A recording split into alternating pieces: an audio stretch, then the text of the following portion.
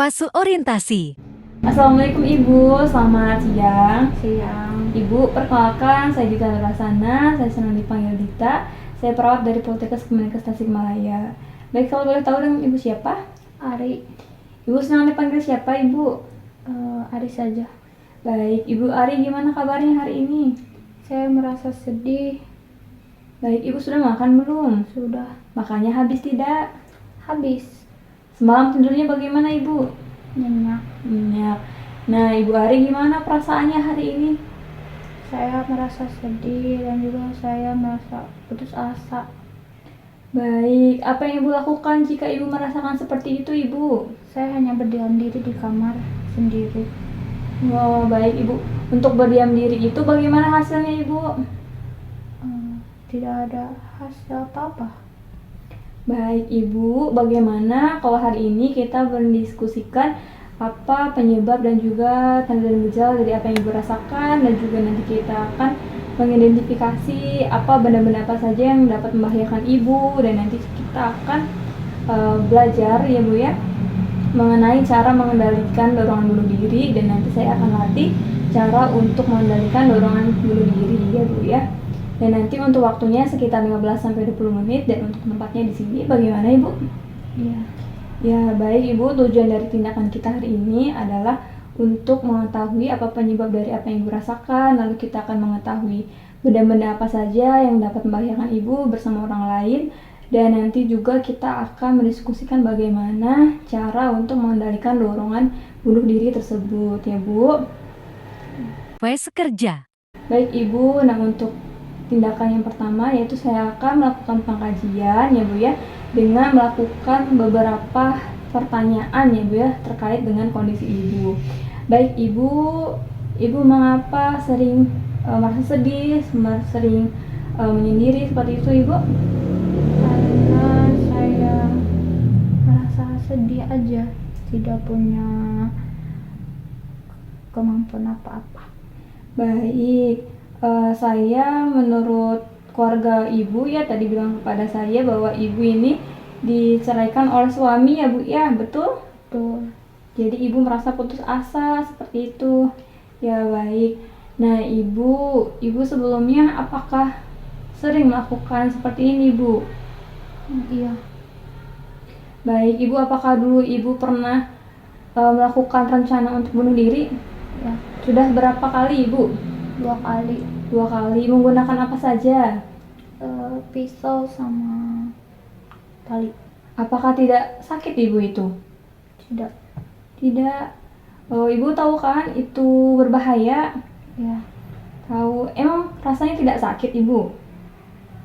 Sakit, tapi ya mau gimana lagi. Apa Ibu tidak takut mati? Takut. Nah, makanya Ibu jangan melakukan percobaan bunuh diri tersebut ya Bu ya, itu tidak boleh. Nah Ibu untuk sekarang penyebabnya apakah masih sama Ibu? Ya. Masih sama, baik ya Bu ya. Nah sekarang saya akan mengkaji tanda dan gejala dari apa yang Ibu rasakan menggunakan instrumen ya Bu ya. Nanti jika Ibu merasakannya bisa katakan kepada saya, dan jika Ibu tidak merasakannya Ibu bisa katakan kepada saya.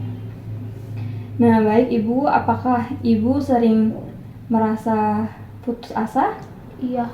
Ya. Lalu Ibu apakah sering merasa marah? Iya. Ibu merasa ingin bunuh diri? Iya. Ibu apakah ada riwayat bunuh diri? Iya. Ibu apakah sering gelisah? Iya. Ya, baik ya Bu ya. Jadi Ibu menurut tanda dan gejala ini ya Bu ya, setelah saya kaji menurut skala SIRS, Schedule Intervention Rating Scale ini, Ibu di skala 4 ya Bu ya. Itu menunjukkan bahwa Ibu telah mengalami percobaan bunuh diri dan aktif melakukan percobaan bunuh diri ya Bu. Dan dari tanda dan gejala instrumen tadi juga Ibu terdapat 10 tanda dan gejala dari 30 tanda dan gejala ya Bu ya.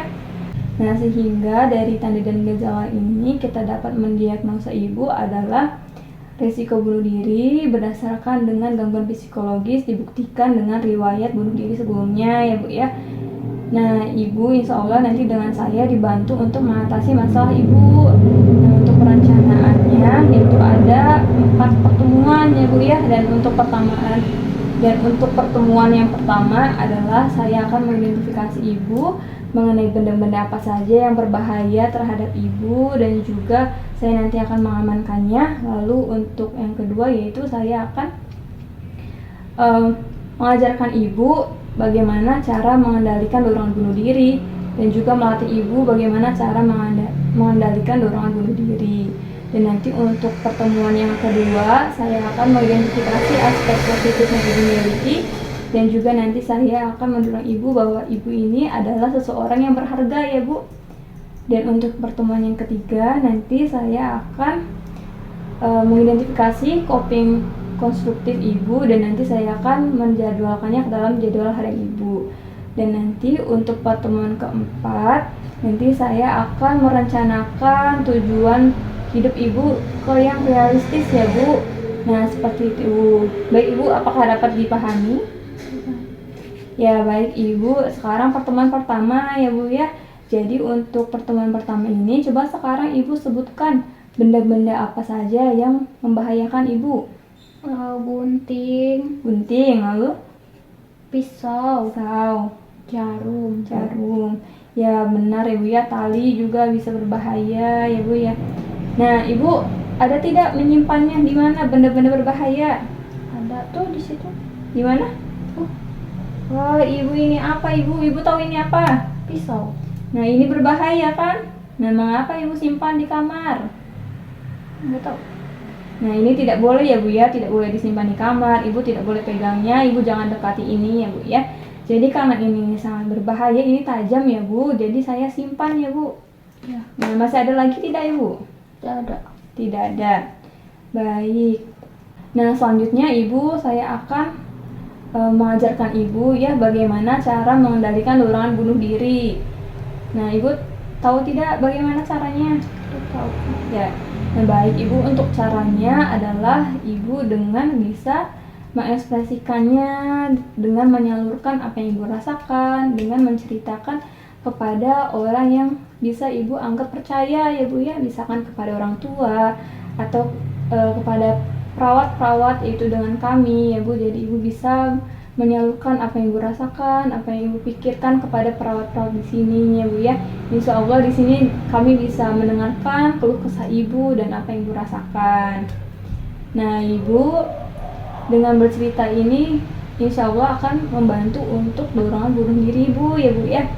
Nah ibu, untuk bunuh diri ini bukan suatu contoh untuk menyelesaikan masalah ya bu, karena dengan bunuh diri ini adalah suatu cara menyelesaikan masalah dengan cara yang tidak baik ya bu, sehingga kita tidak boleh melakukannya. Ya ibu janji kepada saya ya bu ya, tidak boleh melakukan seperti itu lagi ya bu. Ya. Baik. Nah selanjutnya ibu, saya akan latih cara untuk mengendalikan dorongan bunuh diri, yaitu dengan cara nanti saya akan jelaskan dulu dan saya contohkan. Nanti saya harap ibu bisa mencontohkan yang telah apa saya contohkan ya bu ya. Baik ibu, bisa dipahami? Bisa. Jadi saya harap ibu memperhatikan ya bu. Baik, saya contohkan dulu.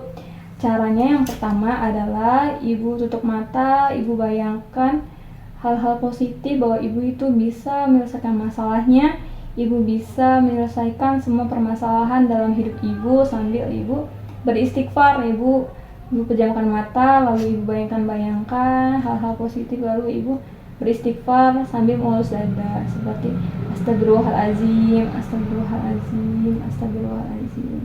Seperti itu ya bu. Coba sekarang ibu contohkan. Tutup mata. Ya. Nah, astagfirullahaladzim, Ya. astagfirullahaladzim, astagfirullahaladzim.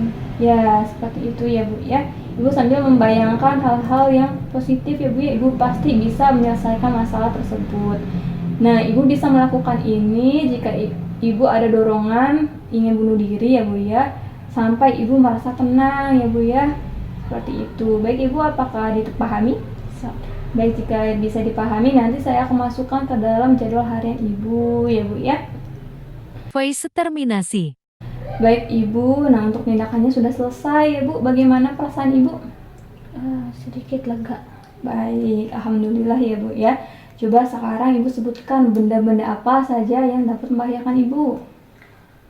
Gunting, Ya, betul. jarum, Ya. tali, sama Betul. pisau. Nah, betul ya Bu ya. Jadi Ibu jangan dekati, jangan pegang atau jangan simpan pada kamar, saku dan sebagainya ya Bu.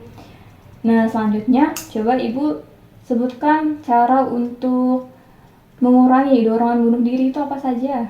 Dengan cara membaca istighfar. Ya, betul, istighfar ya Bu ya. Terus sambil digimanain? Sambil ngelus dada, bayangin hal-hal positif. Ya, betul ya Bu ya.